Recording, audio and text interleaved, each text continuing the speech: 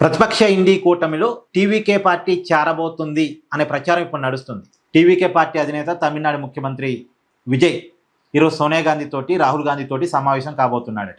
సహజంగానే వాళ్ళు విజయ్ని ఇండి కూటమిలోకి ఆహ్వానిస్తారు. విజయ్ కూడా చేరడానికి సిద్ధంగానే ఉన్నాడు అనేటువంటి ప్రచారం నడుస్తుంది. అయితే ఇక్కడ ఒక విషయాన్ని మనం మాట్లాడుకోవాలి. తమిళనాడుకే చెందినటువంటి కాంగ్రెస్కి సుదీర్ఘ మిత్రుడు అయినటువంటి డిఎంకే పార్టీ ఇండి కూటమి నుంచి బయటకు వచ్చింది. ఇప్పుడు ఆ డిఎంకే బయటకు వచ్చింది కాబట్టి ఆ ప్లేస్లోకి టీవీకే పార్టీ చేరబోతుంది. డిఎంకే ఇండి కూటమి నుంచి బయటకు వచ్చింది, టీవీకే పార్టీ ఇండి కూటమిలో చేరబోతుంది. కాకపోతే ఇక్కడ ఒక తేడా ఉంది. ఆ తేడా ఏంటంటే డిఎంకే దగ్గర 22 మంది ఎంపీలు ఉన్నారు, లోక్సభ సభ్యులు ఉన్నారు. పార్లమెంట్లో ఇండి కూటమికి డిఎంకే ఎంపీల బలం అవసరం. మరి టీవీకే పార్టీ దగ్గర ఎలాంటి ఎంపీలు లేరు.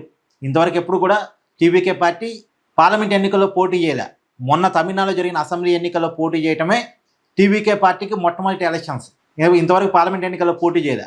మొన్న కూడా ఒక రాజ్యసభ సీటుకి అవకాశం వచ్చింది టీవీకే పార్టీకి, కానీ దాన్ని కూడా టీవీకే పార్టీ వదిలేసుకొని కాంగ్రెస్ పార్టీకే ఇచ్చేసింది. అంటే ఇంతవరకు రాజ్యసభలో కానీ లోక్సభలో కానీ టీవీకే పార్టీకి ఎలాంటి సభ్యులు లేరు, కానీ డిఎంకే పార్టీకి ఉన్నారు.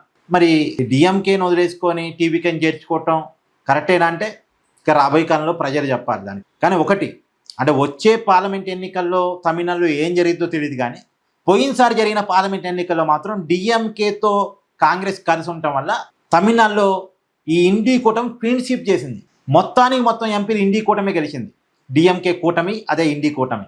ఇప్పుడు డిఎంకే బయటకు వచ్చింది. మరి ఈ క్లీన్ స్వీప్ రాబోయే ఎన్నికల్లో విజయ్ వల్ల వస్తుందా కాంగ్రెస్కి చూడాలి.